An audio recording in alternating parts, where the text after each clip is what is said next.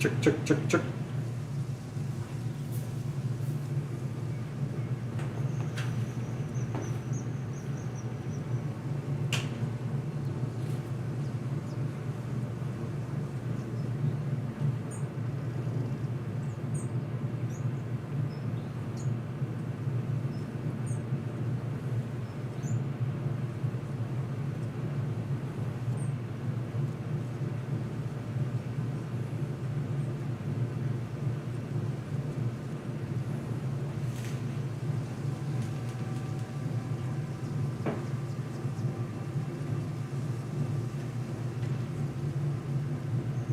Check, check, check, check. 1, 2.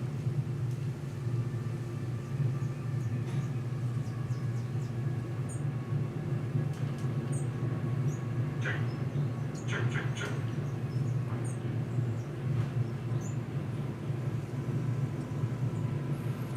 That's about right.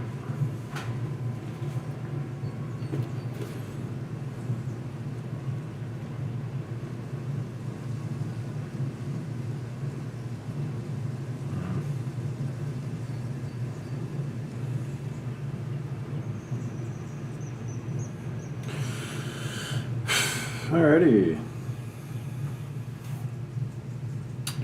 Chapter 4, Race.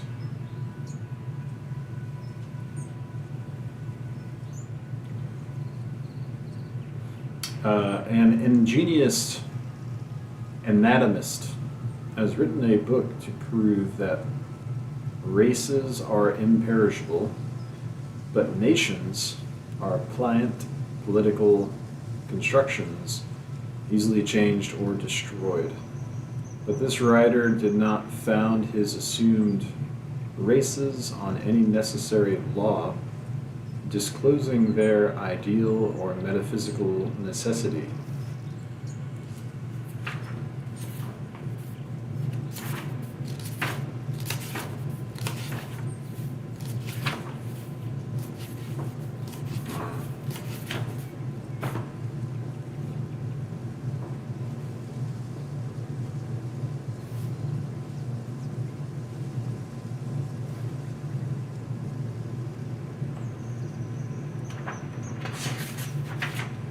Chapter 5 is really long.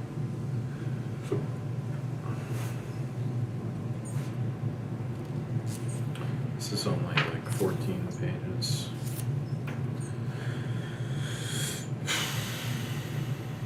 Nor did he, on the other hand, count with precision the existing races and settle the true bounds, the point of nicety and the popular test of the theory.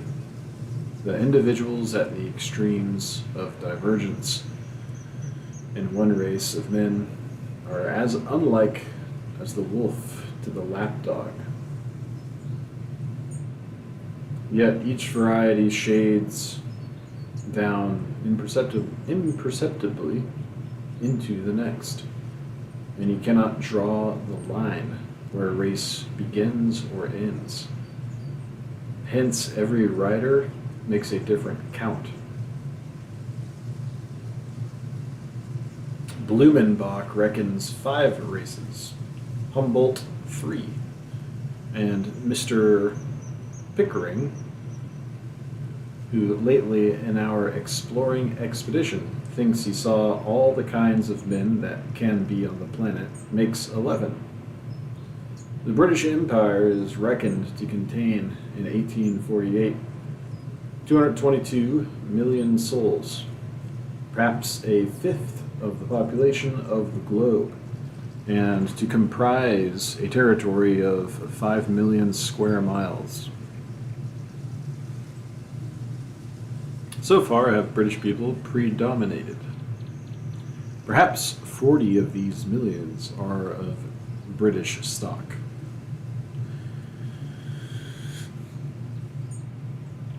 Add the United States of America, which reckon in the same year,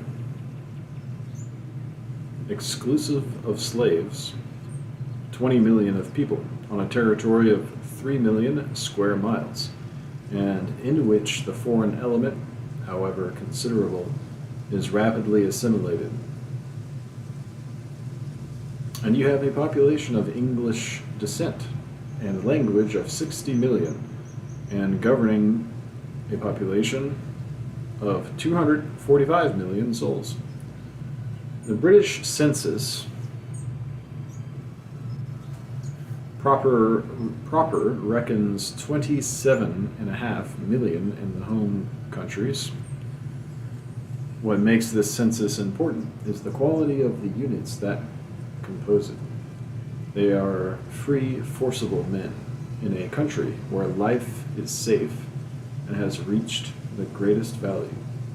They give the bias to the current age, in that not by chance or by mass, but by their character and by the number of individuals among them of personal ability. Not by chance or by mass, but by their character and by the number of individuals among them of personal ability. It has been denied that the English have genius, be it as it may. Men of vast intellect have been born on their soil, and they have made or applied the principal inventions.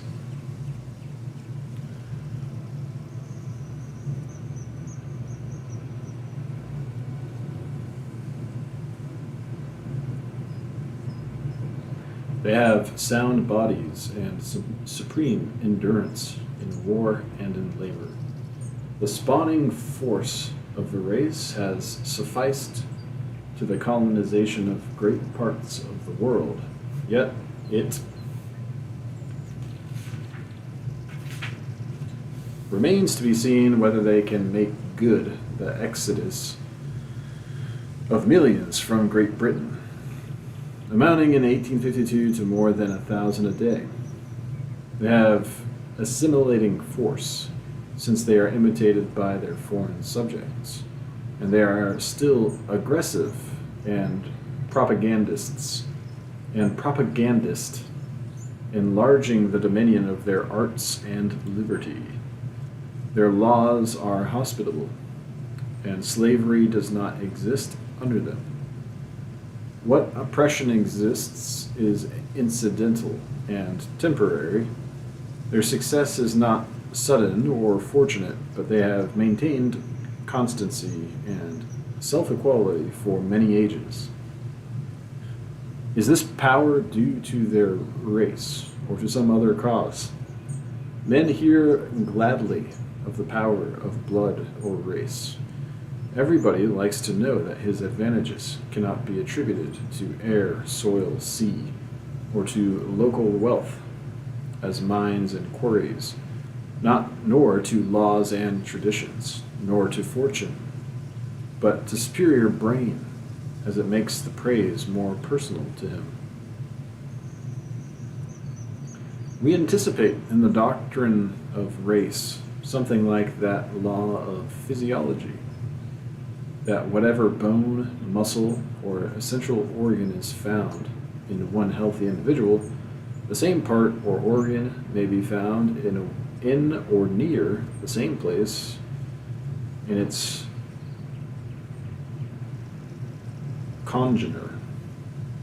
And we look to find in the sun every mental and moral property that existed in the ancestor.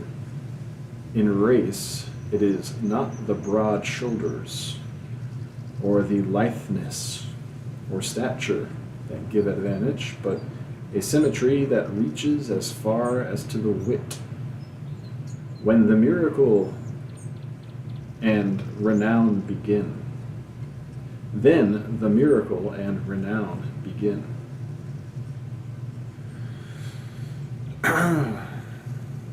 Then first, we care to examine the pedigree and copy heedfully the training, what food they ate, what nursing, school, and exercises they had, which resulted in this mother wit, delicacy of thought, and robust wisdom. How come such men as King Alfred and Roger Bacon, William of Wykeham, Walter Raleigh,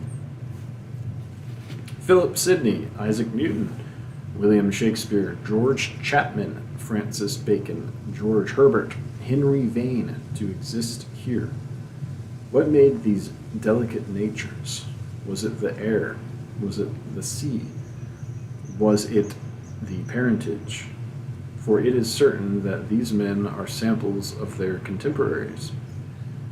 The hearing ear is always found close to the speaking tongue, and no genius can long or often utter anything which is not invented and gladly entertained by men around him. It is race, is it not, that puts the 100 millions of India under the dominion of a remote island in the north of Europe. Race avails much, if that be true which is alleged, that all Celts are Catholics, and all Saxons are Protestants, that Celts love unity of power, and Saxons the representative principle.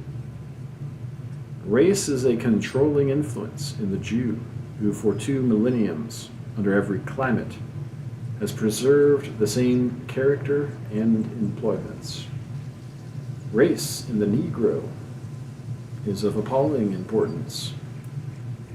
The French in Canada, cut off from all intercourse with the parent people, have held their national traits. I chanced to read Tacitus on the manners of the Germans not long since in Missouri and the heart of Illinois, and I found abundant points of resemblance between the Germans of Hercynian Forest and our Hoosiers, suckers and badgers of the American woods. But whilst race works immortally to keep its own, it is resisted by other forces. Civilization is a reagent and eats away the old traits. The Arabs of today are the Arabs of Pharaoh, but the Briton of today is a very different person from Cassibelanus or Ossian. Each religious sect has its physiognomy. The Methodists have acquired a face, the Quakers a face, the nuns a face. An Englishman will pick out a dissenter by his manners. Trades and professions carve their own lines on face and form. Certain circumstances of English life are not less effective as personal liberty.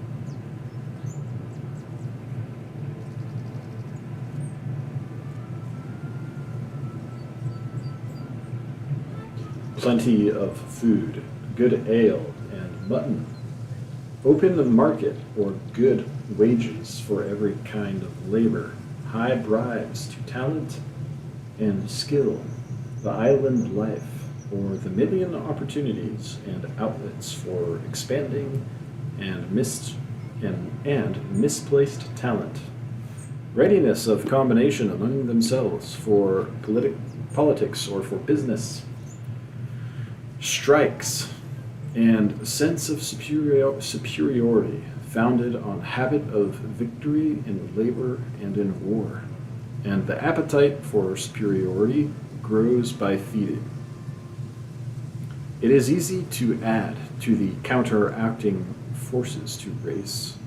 Credence is a main element. It is said that the views of nature held by any people determine all their institutions. Whatever influences add to mental or moral faculty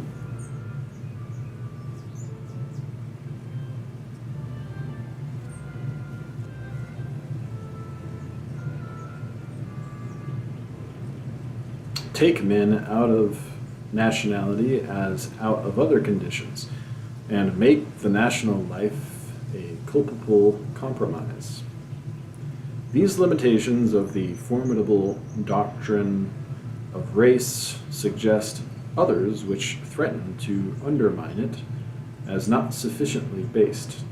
The fixity or inconvertibleness of races as we see them is a weak argument for the externity of these frail boundaries, since all our historical period is a point to the duration in which nature has wrought.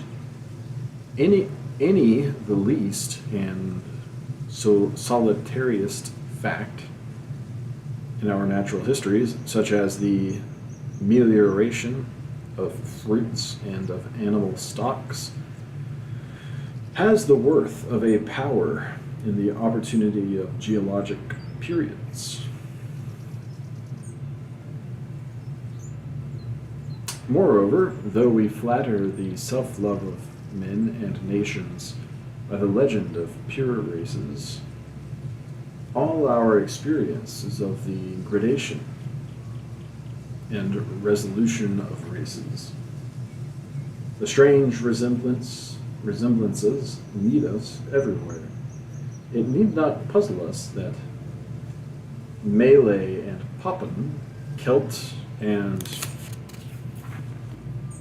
Roman, Saxon and Tartar should mix, when we see the rudiments of tiger and baboon in our human form, and know that the barriers of races are not so firm, but that some spray sprinkles us from the antediluvian seas. The low organizations are simplest, a mere mouth, a jelly, or a straight worm. As the scale mounts, the organizations become complex. We are piqued with pure descent, but nature loves inoculation. A child blends in his face the faces of both parents, and some feature from every ancestor whose face hangs on the wall. The best nations are those most widely related, and navigation, as affecting a worldwide mixture, is the most potent advancer of nations. The English composite character betrays a mixed origin. Everything English is a fusion of distant and antagonistic elements. The language is mixed. The names of men are of different nations.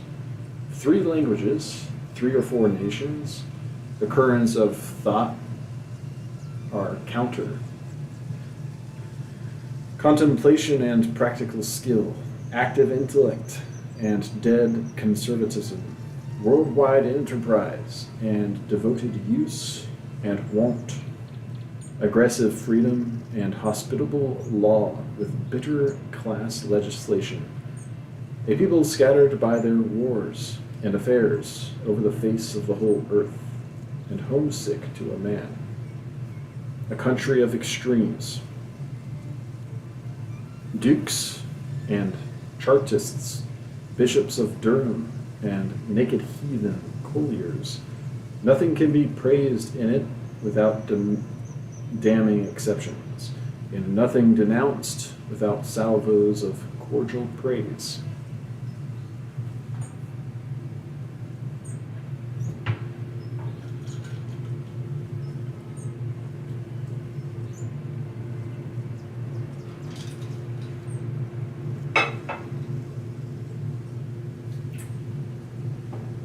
Neither do this people appear to be of one stem, but collectively a better race than any from which they are derived.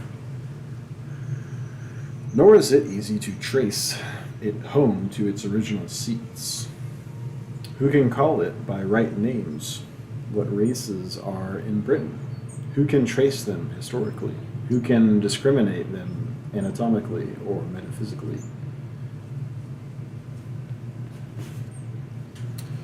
In the impossibility of arriving at satisfaction on the historical question of race, and come whatever disputable ancestry, the indisputable Englishman before me, himself very well marked and nowhere else to be found, I fancied I could leave quite aside the choice of a tribe as his lineal progenitors. Defoe said in his wrath, "The Englishman was the mud of all races." I incline to the belief that as water, lime, and sand make mortar, so certain temperaments marry well, and by well-managed contrarieties,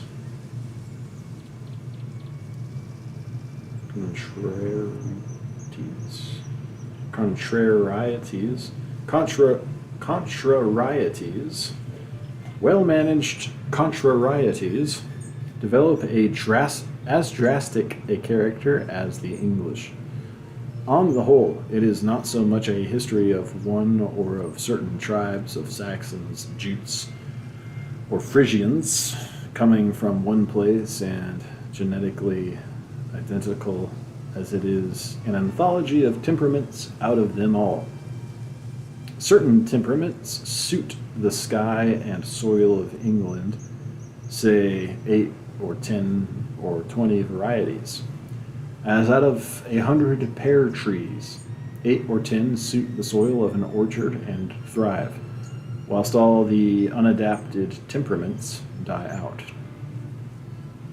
The English derive their pedigree from such a range of nationalities that there needs sea room and land room to unfold the varieties of talent and character.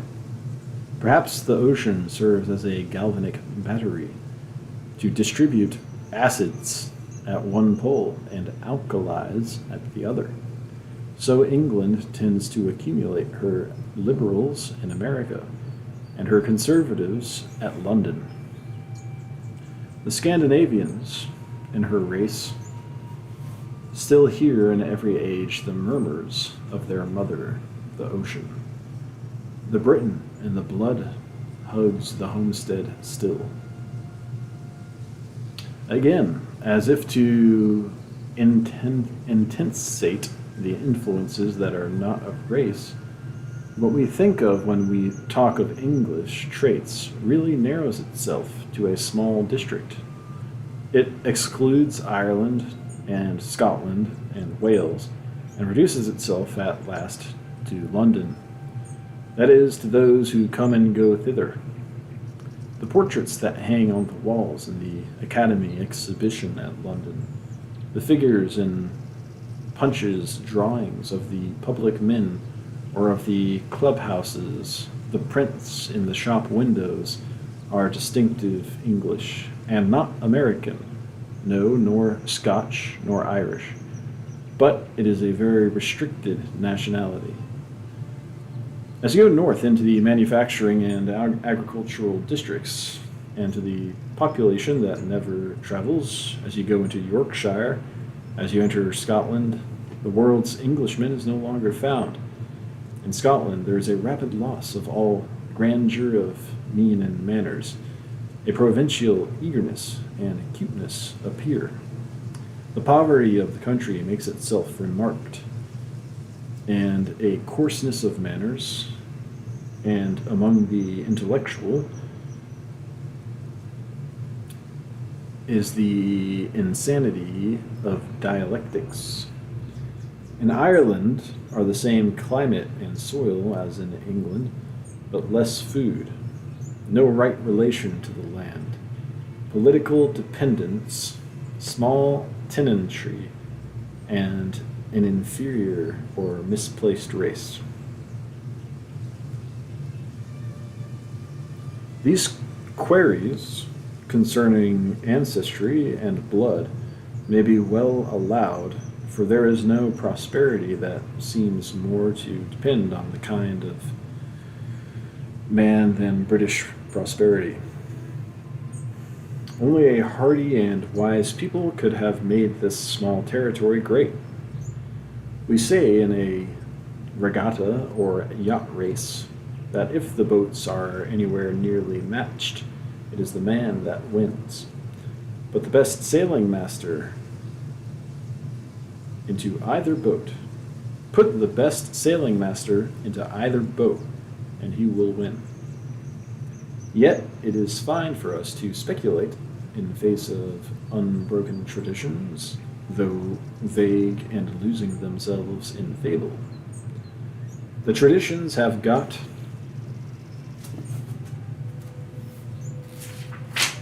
footing and refuse to be distributed. The kitchen clock is more convenient than sidereal time.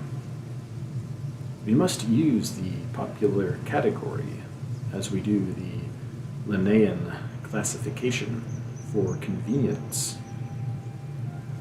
and not as exact and final. Otherwise, we are presently confounded when the best settled traits of one race are claimed by some new ethnologist as precisely characteristic of the rival tribe. I found plenty of well-marked English types, the ruddy complexion, fair and plump, robust men with faces cut like a die, and a strong island speech and accent, a Norman type, with the complacency that belongs to that constitution. Others who might be Americans for anything that appeared in their complexion or form. And their speech was much less marked, and their thought much less bound. We will call them Saxons. Then the Roman has implanted his dark complexion in the trinity or quaternity of bloods. 1. The sources from which tradition derives their stock are mainly 3. And first, they are of the oldest blood of the world, the Celtic. Some peoples are deciduous or transitory. Where are the Greeks? Where the Etrurians? Where the Romans? But the Celts, or Sidonides, are an old family, of whose beginning there is no memory, and their end is likely to be still more remote in the future, for they have endurance and productiveness. They planted Britain, and gave to the seas and mountains names which are poems, and imitate the pure voices of nature. They are favorably remembered in the oldest records of Europe. They had no violent feudal tenor, but the husbandman owned the land. They had an alphabet, astronomy, priestly culture, and a sublime creed. They have a hidden and precarious genius.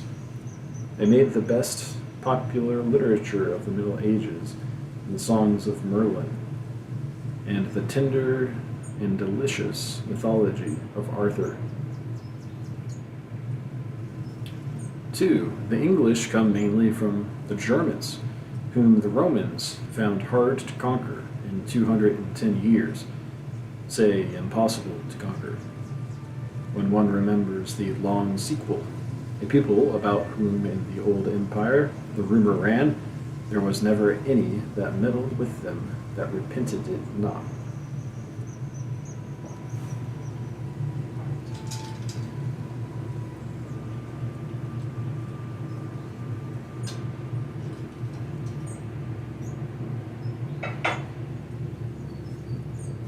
Charlemagne,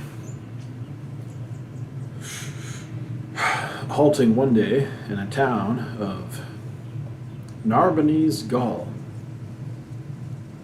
looked out of a window and saw a fleet of Northmen cruising in the Mediterranean. They even entered the port of the town, where he was causing no small alarm and sudden manning and arming of his galleys. As they put out to sea again, the emperor gazed long after them, his eyes bathed in tears. "I am tormented with sorrow," he said, "when I foresee the evils they will bring on my posterity." There was reason for these Xerxes' tears. The men who have built a ship and invented the cordage sail, or the men who have built a ship and invented the rig, cordage, sail, compass, and pump, the working in and out of port, have acquired much more than a ship. Now arm them, and every shore is at their mercy. For if they had not numerical superiority where they anchor, they have only to sail a mile or two to find it. Bonaparte's art of war, namely of concentrating force on the point of attack, must always be theirs who have the choice of the battleground. Of course, they come into the fight from a higher ground of power than the land nations, and can engage them on shore with a victorious advantage in the retreat. As soon as the shores are sufficiently peopled to make piracy a losing business, the same skill and courage are ready for the service of trade. The Heimskringla, or sagas, of the kings of Norway, collected by Snorro Sturluson, is the Iliad and Odyssey of English history. Its portraits, like Homer's, are strongly individualized. The sagas describe a monarchical republic like Sparta. The government disappears before the importance of citizens. In Norway, no Persian masses fight and perish to aggrandize a king, but the actors are bonders or landholders, every one of whom is named personally and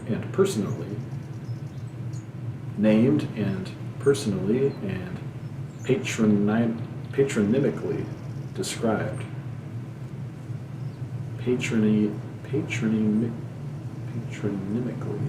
described as the king's friend and companion.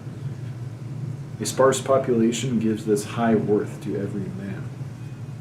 Individuals are often noticed as very handsome persons, which trait only brings the story nearer to the English race. Then the solid material interest predominates, so dear to English understanding, wherein the association is logical between merit and land. The heroes of the sagas are not the knights of South Europe. No vaporing of France and Spain has corrupted them. They are substantial farmers whom the rough times have forced to defend their properties. They have weapons which they use in a determined manner, by no means for chivalry, but for their acres. They are a people considerably advanced in rural arts, living amphibiously on a rough coast, and drawing half their food from the sea and half from the land.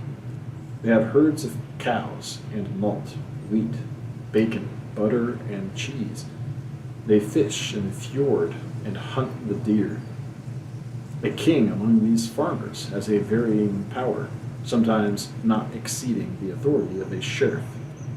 A king was maintained, much as in some of our country districts, a winter schoolmaster is quartered, a week here, a week there, and a fortnight on the next farm, on all the farms in rotation. This the king calls going into guest quarters, and it was the only way in which, in a poor country, a poor king with many retainers can be kept alive when he leaves his own farm to collect his dues through the kingdom. These Norsemen are excellent persons in the main, with good sense, steadiness, wise speech, and prompt action. But they have a singular turn for homicide. Their chief end of man is to murder, or to be murdered.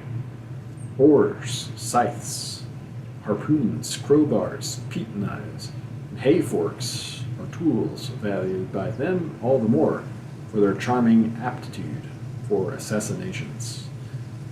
A pair of kings, after dinner, will divert themselves by thrusting each his sword through the other's body, as did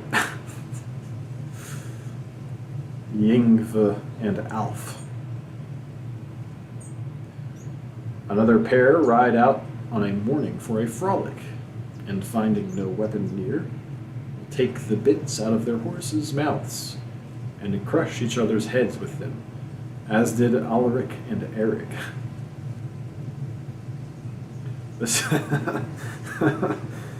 The sight of a tent cord or a cloak string puts them on hanging somebody, a wife, or a husband, or best of all, a king. If a farmer has so much as a hay fork, he sticks it into a king dag. King Ingild finds it vastly amusing to burn up half a dozen kings in a hall after getting them drunk. Never was poor gentleman so surfeited with life, so furious to be rid of it as the Northman. If he cannot pick any other quarrel, he will get himself comfortably gored by a bull's horns, like Egil, or slain by a landslide, like the agricultural king Onund. Odin died in his bed in Sweden, but it was a proverb of ill condition to die the death of old age. King Haek of Sweden cuts and slashes in battle as long as he can stand, then orders his warship, loaded with his dead men and their weapons, to be taken out to sea, the tiller shipped and the sails spread. Being left alone, he sets fire to some tar wood and lies down contented on deck. The wind blew off the land, the ship flew, burning in clear flame, out between the islets into the ocean. And there was the right end of King Haek. The early sagas are sanguinary and piratical. The later are of a noble strain. History rarely yields us better passages than the conversation between King Sigurd and the Crusader. King Sigurd the Crusader and King Eystein, his brother, on their respective merits, one the soldier and the other a lover of the arts of peace. But the reader of the Norman history must steel himself by holding fast the remote compensations which result from animal vigor, as the old fossil world shows that the first steps of reducing the chaos were confided to saurians, the other huge and horrible animals. So the foundations of the new civility were to be laid by the most savage men.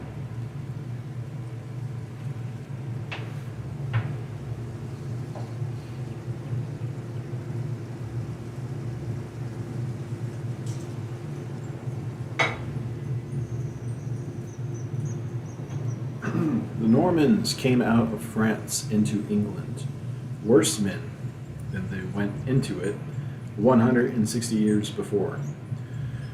They had lost their own language and learned the Romance or barbarous Latin of the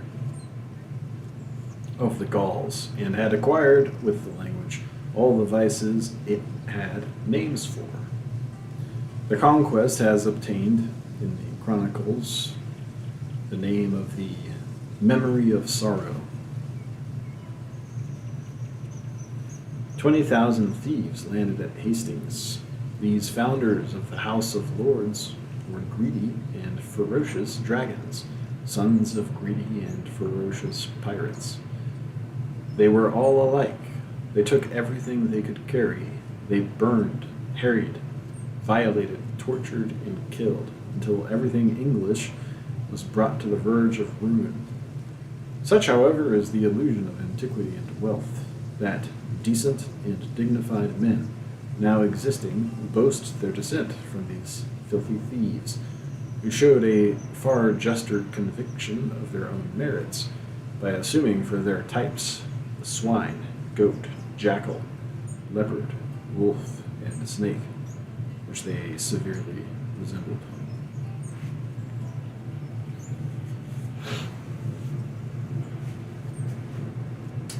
England yielded to the Danes and Northmen in the 10th and 11th centuries, and was the receptacle into which all the metal of that strenuous population was poured. The continued drought of the best men in Norway, Sweden, and Denmark to these piratical expeditions exhausted those countries, like a tree which bears much fruit when young, and these have been second-rate powers ever since. The power of the race migrated and left Norway void. King Olaf said, when King Harold, my father, went westward to England, the chosen men in Norway followed him. But Norway was so empty then that such men have not since been to find in the country, nor especially such a leader as King Harold was for wisdom and bravery. It was a tardy coil of these invasions when in 1801 the British government sent Nelson to bombard the Danish forts in the Sound, and in 1807 Lord Cathcart at Copenhagen took the entire Danish fleet as it lay in the basins and all the equipments from the arsenal, and carried them to England. Konghelle, the town where the kings of Norway, Sweden, and Denmark were wont to meet, is now rented to a private English gentleman for a hunting ground.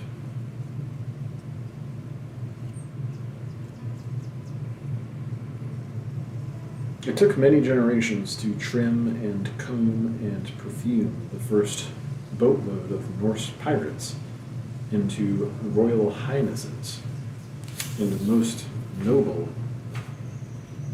knights of the Garter.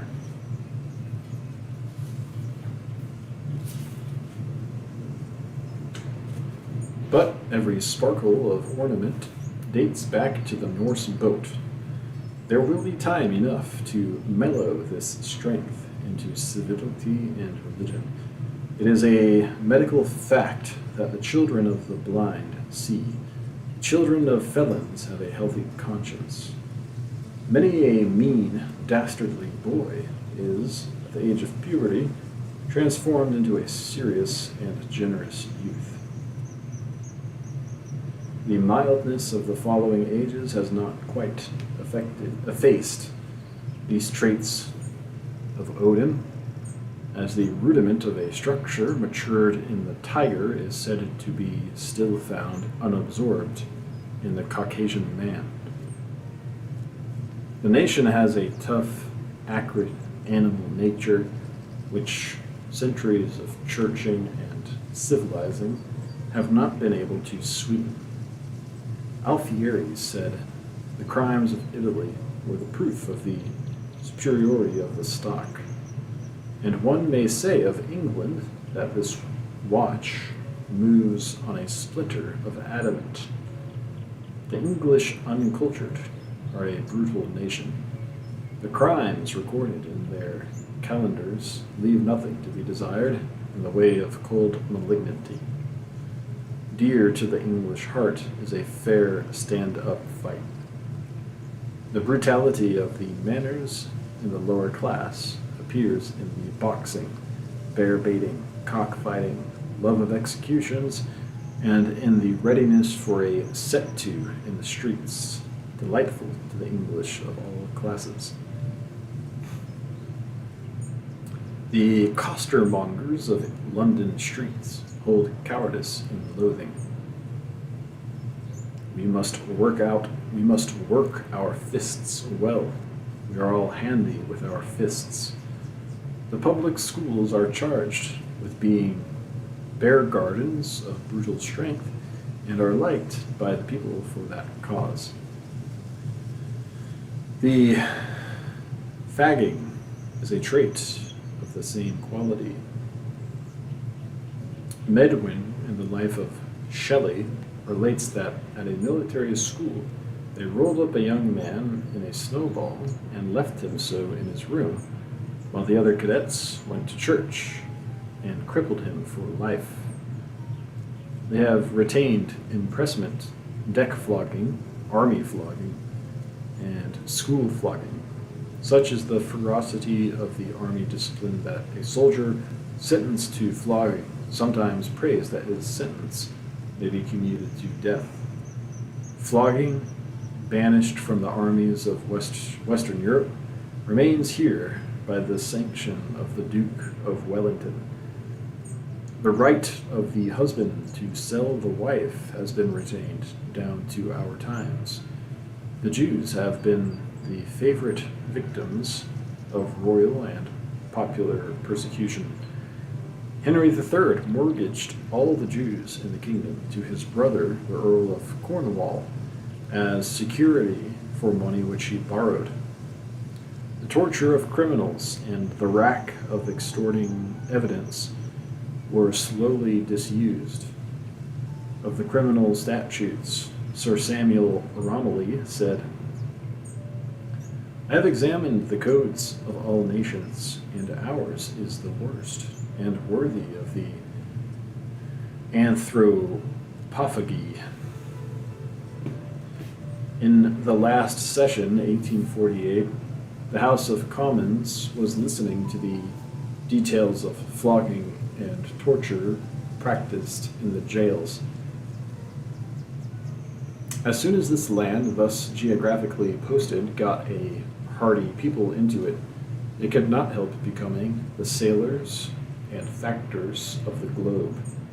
From childhood, they dabbled in water, they swam like fishes, their playthings were boats.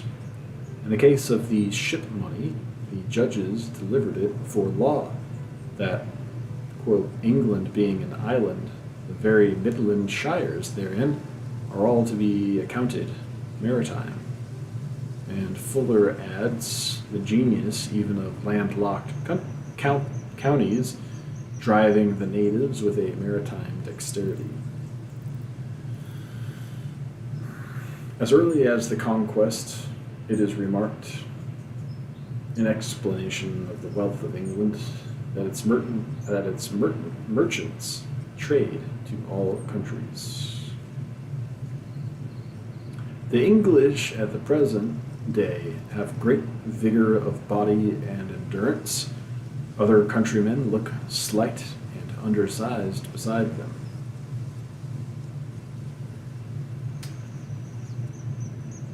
And invalids. They are bigger men than the Americans. Suppose 100 English taken at random out of the street would weigh a fourth more than so many Americans. Yet I am told the skeleton is not larger. They are round, ruddy, and handsome. At least the whole bust is well formed. And there is a tendency to stout and powerful frames. I remarked the stoutness on my first landing at Liverpool. Porter, drayman, coachman, guard, what substantial, respectable, grandfatherly figures, with costume and manners to suit. The American has arrived at the old mansion house and finds himself among uncles, aunts, and grandsires. The pictures of the chimney tiles of his nursery were pictures of these people. Here they are in the identical costumes and air which so took him.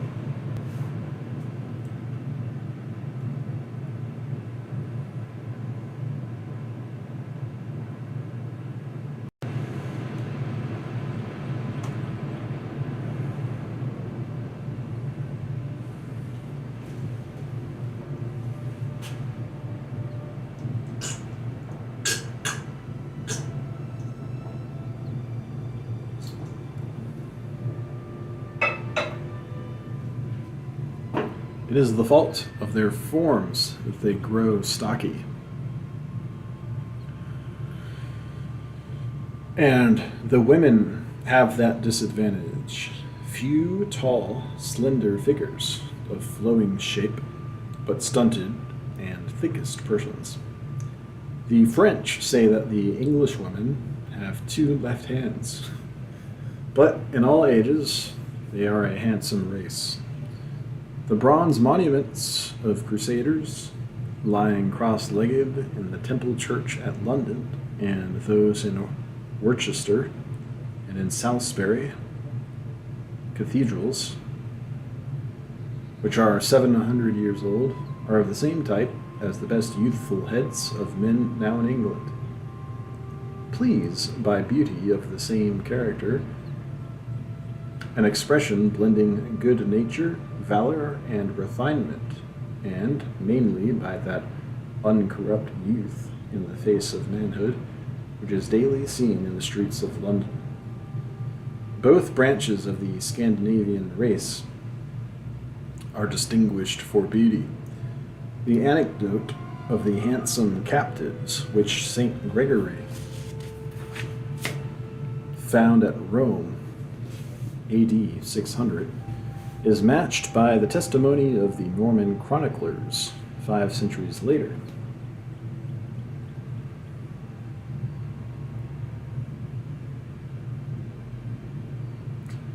Who wondered at the beauty and the long flowing hair of the young English captives. Meantime, the Heimskringla has frequent occasion to speak of the personal beauty of its heroes. When it is considered what humanity, what resources of mental and moral power the traits of the blonde race betoken, its ascension to empire marks a new and finer epoch, wherein the old mineral force shall be subjugated at last by humanity and shall plow in its furrow henceforward. It is not a final race, once a crab, always a crab, but a race with a future. On the English face are combined decision and nerve with the fair complexion, blue eyes, and open and florid aspect. Hence the love of truth, hence the sensibility, the fine perception and poetic construction. The fair Saxon man, with open front and honest meaning, domestic, affectionate, is not the wood out of which cannibal or inquisitor or assassin is made, but he is molded for law, lawful trade, civility, marriage, the nurture of children, for colleges, churches, charities, and colonies. They are rather manly than warlike. When the war is over, the mask falls from the affectionate and domestic tastes, which make them women in kindness. This union of qualities is fabled in their national legend of Beauty and the Beast, or long before in the Greek legend of Hermaphrodite. The two sexes are co-present in the English mind. I apply to Britannia, queen of seas and colonies, the words in which her latest novelist portrays his heroine. She is as mild as she is game, and as game as she is mild. The English delight in the antagonism which combines in one person the extremes of courage and tenderness. Nelson, dying at Trafalgar, sends his love to Lord Collingwood, and, like an innocent schoolboy that goes to bed, says, "Kiss me, Hardy," and turns to sleep. Lord Collingwood, his comrade, was of a nature the most affectionate and domestic. Admiral Rodney's figure approached to delicacy and effeminacy, and he declared himself very sensible to fear, which he surmounted only by considerations of honor and public duty. Clarendon says the Duke of Buckingham was so modest and gentle that some courtiers attempted to put affronts on him until they found that this modesty and effeminacy was only a mask for the most terrible determination. And Sir Edward Perry said of Sir John Franklin that if he found Wellington Sound open, he explored it, for he was a man who never turned his back on a danger, yet of that tenderness that he would not brush away a mosquito. Even for their highwaymen, the same virtue is claimed, and Robin Hood comes described to us as Midicimius Predonum, the gentlest thief. But they know where their war dogs lie. Cromwell, Blake, Marlborough, Chatham, Nelson, and Wellington are not to be trifled with, and the brutal strength which lies at the bottom of society, the animal ferocity of the quays and cockpits, the bullies of the costermongers of Shoreditch, Seven Dials, and Spitalfields, they know how to wake up. They have a vigorous health and last well into middle and old age. The old men are as red as roses and still handsome. A clear skin, a peach bloom complexion, and good teeth are found all over the island. They use a plentiful and nutritious diet. The operative cannot subsist.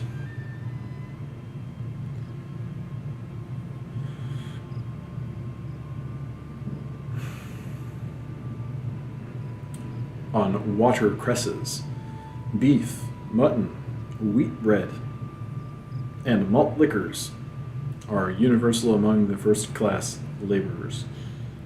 Good feeding is a chief point of national pride among the vulgar, and in their caricatures they represent the Frenchman as a poor, starved body. It is curious that Tacitus found the English beer already in use among the Germans. They make from barley or wheat a drink corrupted into some resemblance to wine. Lord Chief Justice Fortescue, in Henry VI's time, says, "The inhabitants of England drink no water unless at certain times on a religious score, and by way of penance. The extremes of poverty and ascetic penance, it would seem, never reach cold water in England. Would the antiquary